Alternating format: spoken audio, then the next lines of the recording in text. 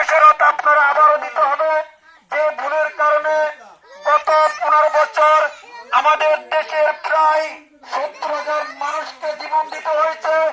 দৈনিক গড়ে প্রায় 20 জন মানুষকে হত্যা করা হয়েছিল। আগামী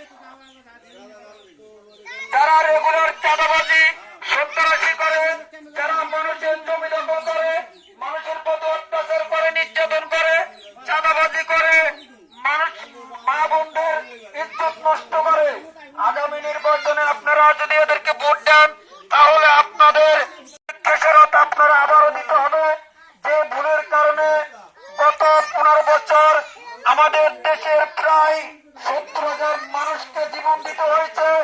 দৈনিক গড়ে প্রায় 20 জন মানুষকে হত্যা করা হয়েছিল। আগামী